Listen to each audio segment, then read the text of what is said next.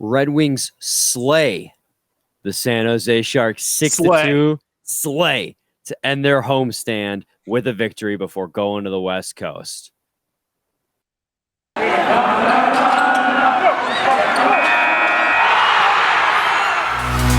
You're Locked On Red Wings, your daily podcast on the Detroit Red Wings. Part of the Locked On Podcast Network, your team every day.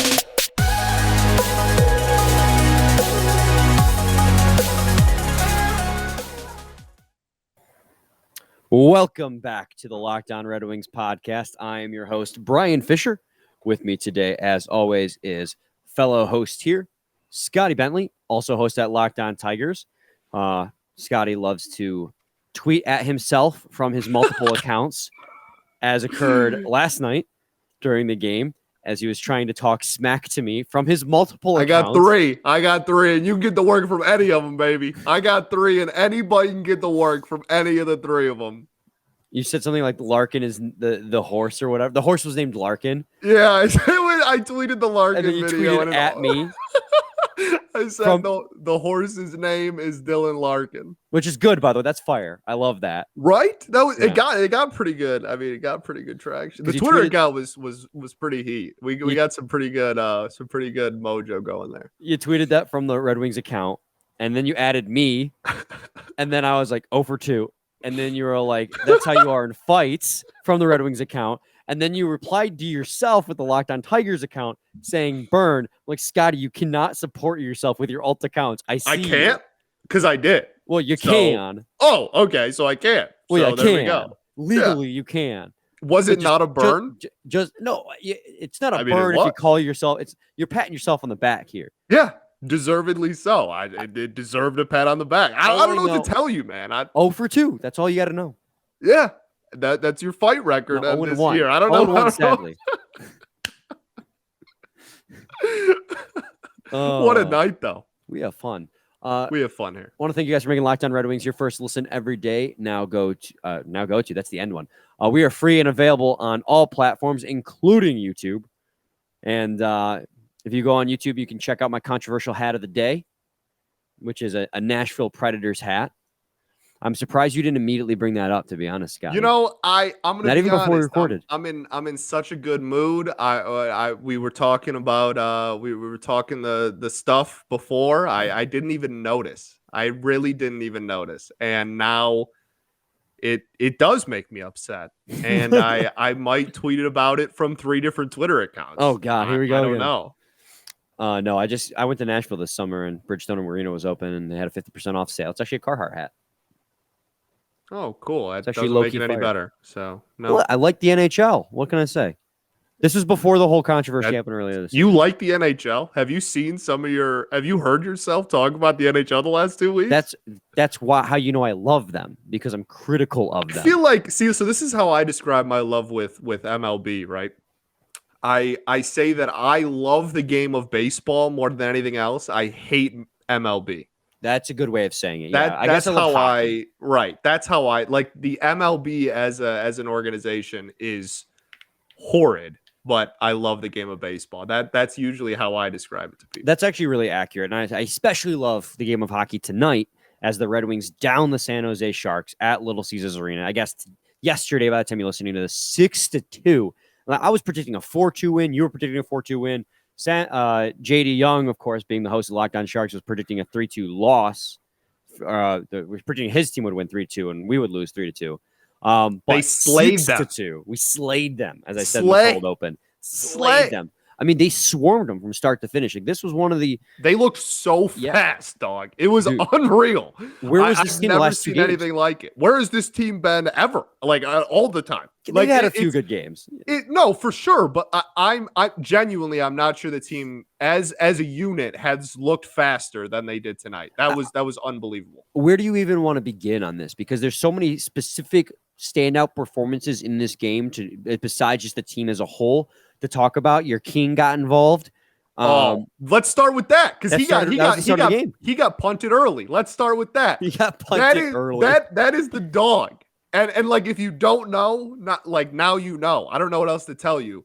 That is I cannot express into words how much I love him. Like I genuinely, there is no like formula of words. There's no amount of words, and there's no kind of words in the entire English dictionary that can actually describe my feelings for Giovanni Smith. There is not. It's more than that. There is. I can't describe it. There is no relationship I've ever had. There's no family member I've ever known that I have loved. This is starting to get sad, Scotty. No, like that's obviously not true. But I truly, he is my hero. I may never love a hockey player more ever in my life than I love Giovanni Smith. He had 2 minutes and 32 seconds of ice time in this game and racked up 20 minutes of penalty time. Because he's the GOAT. I don't know what else to tell you. Like, no, but the fight was awesome. Yeah, Laid it on absolutely. top, by the way. That's a Scott Bentley fight 1 for those who keep track. And then like the hit, right? So like that's I understand. I understand why the call was the call. You're claiming that you want to clean up the game, whatever. Like I fully understand. Do I think that it should have gotten an ejection? No, but I admit my bias, and I think he let up a little bit. I think the point of contact was the shoulder. There's a lot of specific reasons that I think he probably shouldn't have gotten ejected. But at the end of the day, it's not like some blasphemy. Oh my goodness, this is like the worst call I've ever seen. You can see where they're coming from, and he's got to eat it and take it, and he did. Yeah, the problem everyone has is that exact hit has been put on Red Wings players all season, and no, not a single one has gotten the punishment, the like hammer down that Giovanni Smith received tonight. And I think I agree with pretty much everything you just said. Like the NHL has got to be consistent on it. Absolutely. Right. If you're going to call Smith, and I don't disagree with them making that call. I agree with what you said about the point of contact where it was, but I understand that if you want to prevent revenge hits, you kind of have to kick them out to protect the rest of the game from getting out of hand, kind of set the precedent, be like, okay, well, we took care of it. We can move on. But if you aren't going to do that every single game, then what's the point? You know, right. Like you said, the Red Wings have, in fact, the whole reason Smith was probably in this game was because the Red Wings needed to get more physical because they had continually gotten bullied. Like Blashill said in the previous, it was against the Capitals or the Bruins, where he said we have to be more physical and we have to, be strong on the puck, stand up for our guys. He might have said it in both. He definitely said it against the Bruins, but he honestly might have said it in both. Yeah. And, Nemesnikov tried to fight Marchand as best he could. So he put Smith in the lineup. He probably pulled Smith to the side and said, hey, your job today is just F crap up. Like, just go out there and be a tornado. And he did that. And he did the job. That's what Smith's role on this team is going to be. And he's good at it. And and also, I know so quickly. Everybody loves the flow. Giovanni Smith, best hair in the NHL. Let's just get that out of the way. It is. Oh, it's sick. It's so hot.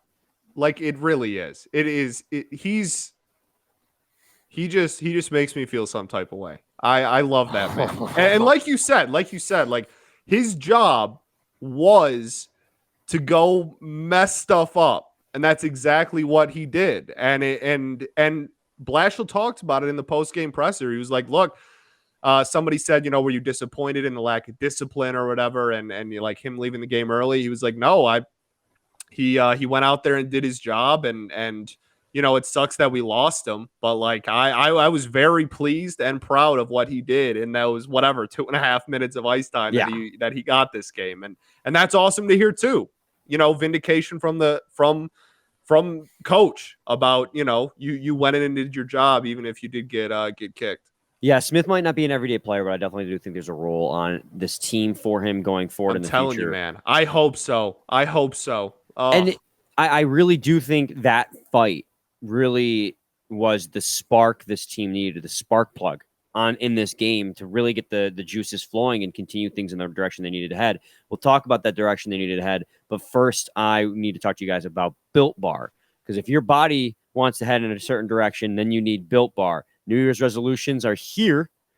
If yours is getting fit, heading in the right direction, or just eating healthier, make sure you include Built Bar in your plan. Built Bar is the protein bar that tastes like a candy bar, maybe even better than a candy bar. Built Bar makes it easier to stick to your resolution because it's so good. You'll want to eat it, unlike other protein bars that can be chalky, waxy, or what's that, Scotty? It tastes like a chemical spill? Some of them do. We've been over this. Some of them do taste like chemical spill. You absolutely do not got to worry about that with Built Bars, though, as they are covered in 100% real chocolate with 130 calories, 4 grams of sugar, 4 net carbs, and 17 grams of protein. Even if you're not a huge fan of working out, you can at least eat something that tastes good and is good for you. That way, when you're enjoying a delicious Built Bar, you can almost count as a workout. Go to Built.com, use promo code LOCKED15 to get 15% off your order. Use promo code LOCKED15 to get 15% off at Built.com. All right, Scotty, we talked about Smith and how it was kind of the spark that the team needed. I think the other clear and obvious spark in this game was the easy peasy goal Tyler Bertuzzi scored to really start things off in this game. Larkin got the assist, Lindstrom got the assist, but really Bertuzzi was just circling around the net, trying to put a puck out front, and Reimer just let it go. Reimer looked rough. He looked horrible. He's got like 10, 11 goals given up in his last 2 games. Like, he looked rough. And I mean, like, the thing with Bert is, like, yes, that was like a gimme goal, right? Like, that was not the intent, whatever. But the thing with Bert that he does better than a lot of players, in a majority of players in the NHL, he is so good at just his fundamental belief is just, I'm going to get this puck in front of the net and see if something happens. Whether it's a shot. Right. And that's like a foundational, like, fundamental thing that everybody teaches you and stuff, but very few people do it better than Tyler Bertuzzi. I mean, whether it's a shot, whether it's a slapper from the blue line, or whether it's just his, like, bull rush that he does where he just, like, puts his head down, is just like, I'm just going to collapse the net and see if something happens. Like, there are few players in the NHL better at just making sure at the end of this play at some point there is going to be either mayhem or the puck is going to end up in front of the net, and you get rewarded for it sometimes. Well, and he's also a very streaky player as well. I tweeted it out when he scored that gimme goal, so to speak. That was now 4 goals in the last 4 games after he went going back to the 18th in the game against the Devils before the pause. He went, 10, 11 games without scoring a single goal. Now he's got 5 after a second goal of the night in just 4 games. And I think when you combine the fight that Giovanni Smith had with the just like backbreaker type goal that Bertuzzi scored to start things off, I think that really set the mood. The Red Wings were up here and the Sharks were just down all the way, like off the screen here. Like it just continued to snowball from there. In the second period, Suter got on the board with a shorthanded goal, followed like literally, I'm looking at it here. So 2 minutes and 4 seconds into the period, Suter scored a shorthanded goal. Then 2 minutes and 41 seconds into the second period, Tyler Bertuzzi scored a shorthanded goal, assisted by Moritz Seider. 37 seconds apart. It is like, they said it was the 7th fastest. The 7th. I don't even know how to word this, man. It was the 7th fastest quickest consecutive goals on shorthanded specifically. Wow, that's a cherry pick stat in Red Wings history. I was like, wow, that's like somebody dug deep for that one. We really wanted to have something to hang our hat on. Right? Yeah. Well, the bigger one, right, is that's the first shorthanded goal period we have scored in 100 games. Yeah, like since the middle of 2020. So like, and they did it again. Right. And then they did it again less than 40 seconds later. So like that's the biggest one. And they talked about it on the broadcast, but like shorthanded goals are few and far between, obviously. But it is so important to at least have some sort of fear in the opponent, right? Like you cannot just go out there and anytime you are shorthanded, just be like, all right, well, there's no way the Wings are scoring. Like you at least have to have a sliver, just a little bit of fear. And I'm hoping that while no one's expecting the penalty kill to score every time they're out there, I'm hoping that this can at least, we don't have to wait 100 games for our next one. Well, and here's the thing: is if you can score on the penalty kill, you sure as hell can score on the power play, which they've not been able to do. Like if you can score a man down, you can score a man up. The first shorthanded goal, like that was just Suter taking advantage of a bad situation that the Sharks put themselves in. He got essentially a breakaway. He had a little bit of a challenge of a guy coming at him from the inside, but he had enough space on the outside angle that he was just able to get a nice shot and scored the goal. And then the Bertuzzi one assisted by Seider and Raymond 37 seconds apart. Like that's the kind of stuff. Like the team was just firing on all cylinders tonight. And honestly, all the way through, like Gagne tried to get into a fight. It was a really physical game. They weren't taking, like, there were a couple scraps in front of the net that started with just like a simple shove. Mm-hmm. Like everything was there. You had the physicality. Hronek got pissed. You had in the third. Yes, it was amazing. Like mad Philip Hronek. I was like, damn, yeah, man, he was feeling it. Like everybody, including Nedeljkovic and Net, who we haven't even mentioned yet. I mean, everybody looked sharp tonight, and it was one of those rare games where it all comes together. And we talk about consistency, but if that type of performance becomes a consistent thing for this team going forward in the future, because they only have an average age of 26 years old, this team's going to be lethal. We'll never lose again. Team's going to be lethal. And like this is one of the only games of the year where like I genuinely can't think of a single player that was like, oh yeah, like damn, they played. Everyone else played great, but like this person was a little subpar. Everyone looked phenomenal. We haven't even gotten to Rasmussen yet. Michael Rasmussen was unbelievable. He might have looked better than anyone else on the ice. He looked very fast the entire night. He looked great along the wings. It was unreal how good Ras looked tonight. Yeah, and I tweeted before the game, I was like, Rasmussen on the second line? Well, we can try it, I guess, because he's historically been the fourth line center on this team, and he has had a subpar, to be kind, season to be kind to this point. That's being very kind. And now they scratch Zadina, that's something we got to talk about. Yeah, we got to talk about. Like, we'll talk about that in the third, because that's a thing we got to talk about for sure. And Rasmussen, they put him on the wing on the second line, and he looked good. Like you said, he looked solid. He set up the second Suter goal, a nice play from behind the net. That whole play, like leading up to that goal, was just consistent pressure from that entire line. Robbie Fabbri scored a goal in this game as well. Of course, his was unassisted, but it was a forced turnover. There was pressure behind the net. I mean, that entire line just looked good. And I don't know. I mean, Rasmussen might just had a fire under his ass because, hey, I moved up to the second line. Let's play really good. But, I'm really thinking back to last season. He looked his best when he was forced into a role above what you could, like, when he was forced to be playing top line minutes last season because everyone was hurt. That's when he looked his best. Like, is he the type of guy who plays down to his opponent? Like, if he's playing on the fourth line, he's going to look like a fourth liner. Maybe he's not meant to be a center too. Like, and it's just one game. I'm not trying to overreact, but he had a really, really good game this last night. Yeah, I don't give a damn where it came from. I'll just take it. I mean, he looked unreal, man. Like I to the point where everybody was like, who even is this? Yeah. He looked phenomenal. He looked so fast. He was attacking the entire game, and like everybody was, but he was the energy was off the charts. He looked absolutely incredible.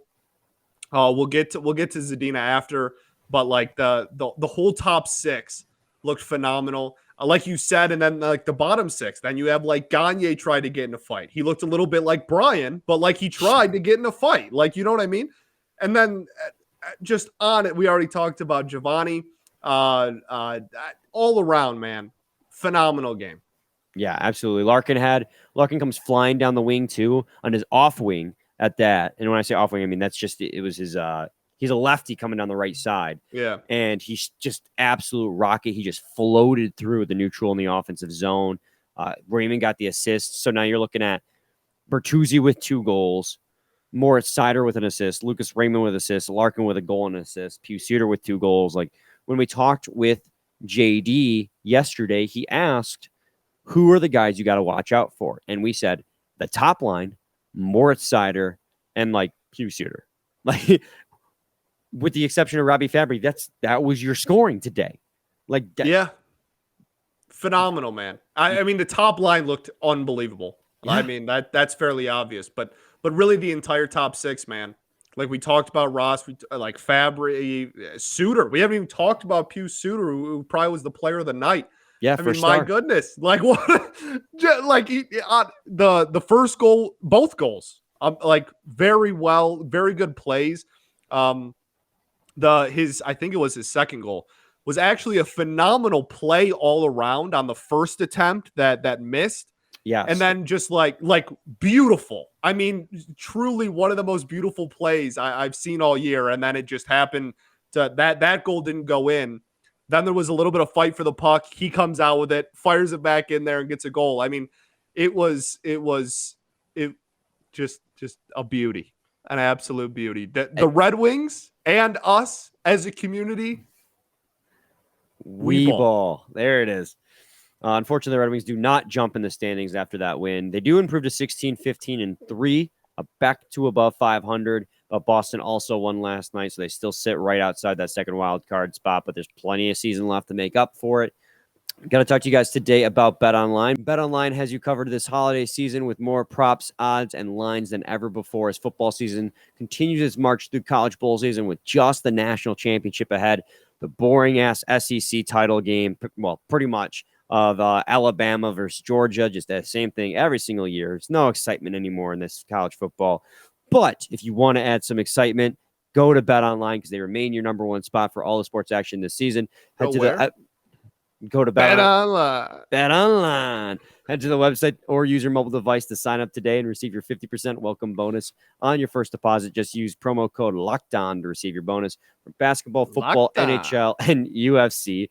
Right to your favorite Vegas casino games. Don't wait to take advantage of all the amazing offers for the 2021 season. BetOnline is the fastest and easiest way to bet on all your favorite sports. BetOnline. Where the game starts. All right, Scotty, just one more thing to talk about the game itself. Then we got to talk, well, two more things to talk about with the game itself, but we also got to talk about Filip Zadina.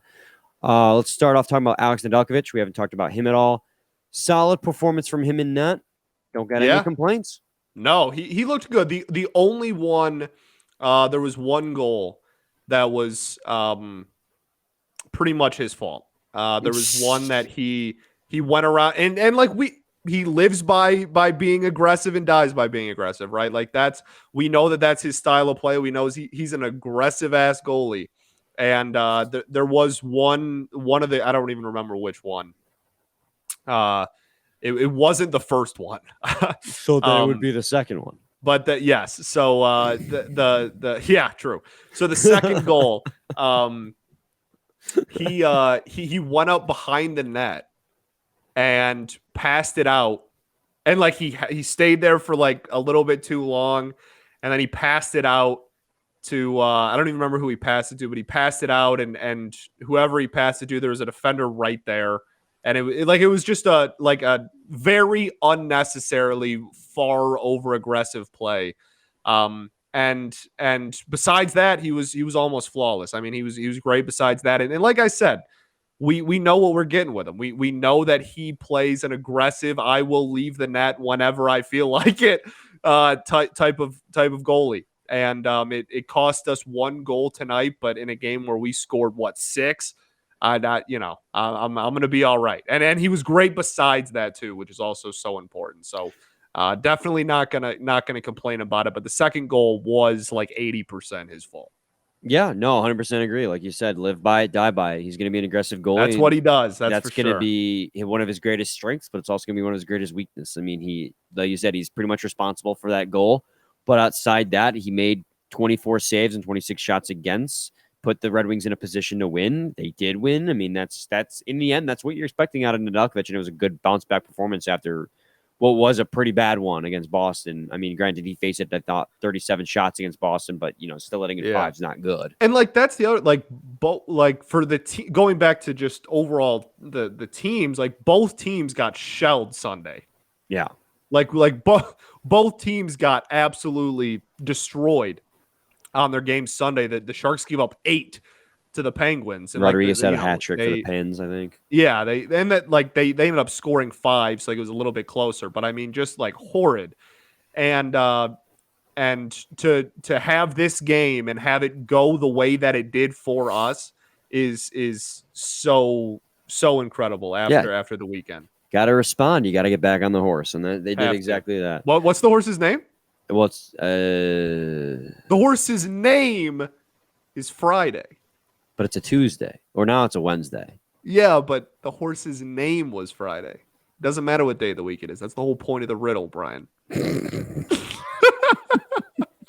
Philip let's talk about Zadina. Yeah, we got to get this over with. He got scratched.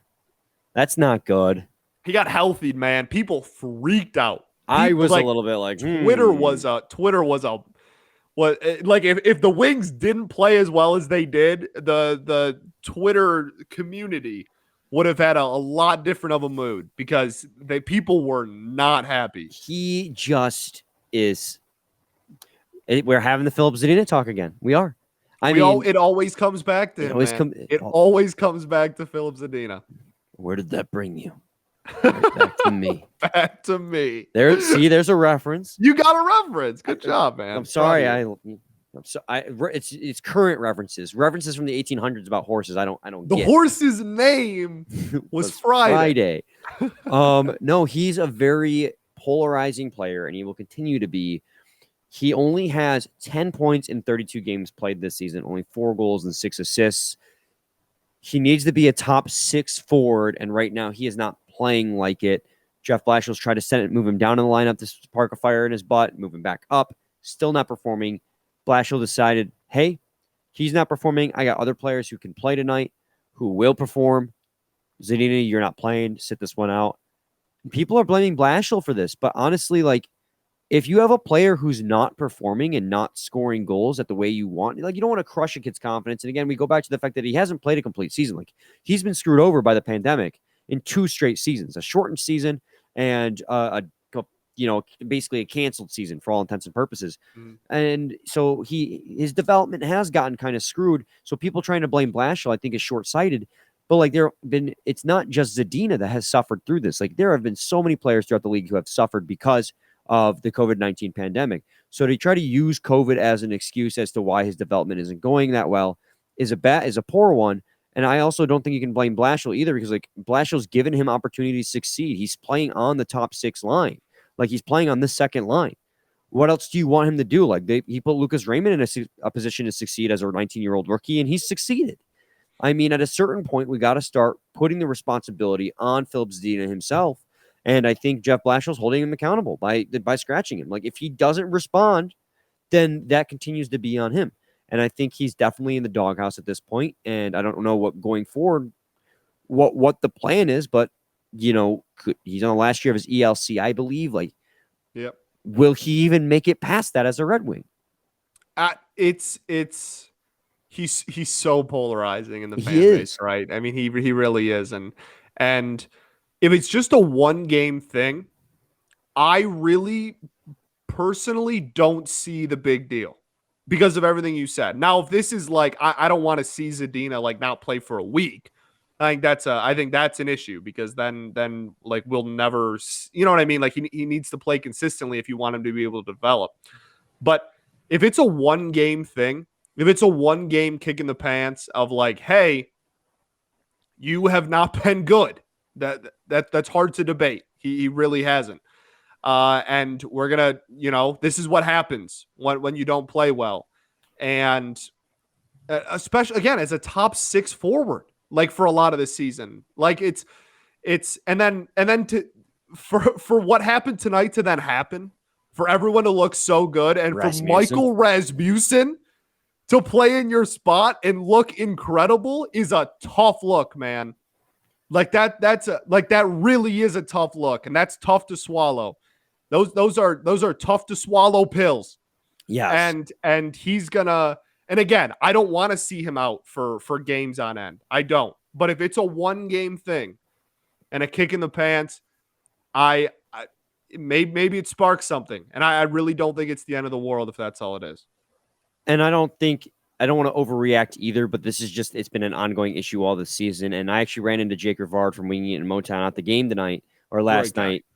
Great guy. And we talked about it. And one of the things he said is he's a player who's got all the tools, and outside of the lack of production, he's playing well. But the thing is he's not a guy you bring in to just play well. He's a guy you drafted to score goals for the team, to put up points. And he's not doing that. He said on draft night, I'm going to fill the back of the net. And he has not done that. That is what his role is. So even though his Corsi is still looking favorably on him with a 51. Brian Corsi, the enforcer Fisher. Yeah, and it's another thing I brought up with Jake. Like, advanced metrics like it. Like, he is a positive asset on the ice, but he's just not filling the back of the net. And, like, even though Hockey War hates him, I mean, he's just that's what makes him such a polarizing. No, he is everything. With everything, he's polarizing. Yeah, everything. Which analytics you use, which fan you talk to within the organization. I'm sure even. I mean, he really is a very polarizing player. But in a tunnel vision, in a microscope, I don't think a one game. Hey man, if you're not producing, we're gonna give somebody else a chance. It's really the worst thing in the world. Yeah, no, you're 100% right. We'll continue to watch that and observe it. And I guess the next question is if he plays against the Kings on Thursday. If he doesn't, then or not Kings. I'm sorry, Ducks. Kings are on Saturday. Don't get those fans will not like you if you get those confused. It's a 3-game road trip on the West Coast. I know we play all 3 of the California teams coming up. So true. I got to make the order. Ducks fans ain't gonna be too happy if you mess them up with the Kings. Yeah. So it's gonna be interesting if that happens again. The last thing to talk about, we wanted to rave about Raymond's pass to Larkin to set up Larkin's goal. That whole play, a beauty. The IQ.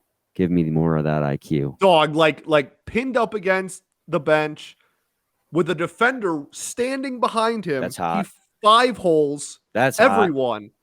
Without looking, like facing ahead, just 5 holes right to Larkin. Larkin's speed demon.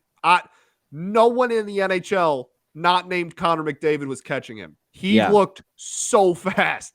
And then just from the wing, snipe Selly, let's go home. What a beauty. And like, if you watch the slow-mo replay, Raymond glances real quick to his right and sees Larkin breaking out of the defensive zone. And then it was just a quick glance, and he was able to just instinctively know exactly where Larkin would be at the right time. And like you said, just tucks it between his own legs and the defender's legs right to Larkin. And like you said, gone. A beauty, baby. A beauty. It was great. And Raymond's just been, I mean, all the usual suspects again. Larkin, Raymond, Bertuzzi, Seider. Those are the guys. Those are the boys. All right, Scotty, any final thoughts? I don't think so, man. I'm just pumped we won a game. My goodness. Our first win recap in like 2.5 weeks. Seriously. And now we got to go on the road. The Wings have been bad this season and hope that they can win some games my final words are shout out to the fans at LCA. The arena was buzzing, bro. That was an electric atmosphere even through TV. I can't even imagine being there. They're back, man. They are 100% back. I've been saying it all season. But the fans at LCA, like they are not going away anytime soon. LCA is finally going to become what people were saying. People said it was hollow for a while because the team was bad when they first moved in. It's like it doesn't have a soul. The soul is here now. We talked about that, man. No, LCA, there's no soul. The team sucks. People are going to love LCA once we start winning some games. I promise you. Absolutely. I want to thank you guys for making Locked On Red Wings your first listen every day. Now make Locked On Bets your second listen. They're your go-to one-stop shop for all your gambling needs. Locked On Bets is hosted by your boy Q with expert analysis and insight from Lee Sterling. It's free and available on all platforms. We'll be back with another episode with you tomorrow to preview the Ducks game. Same time, same place. It's your team every day. Every day.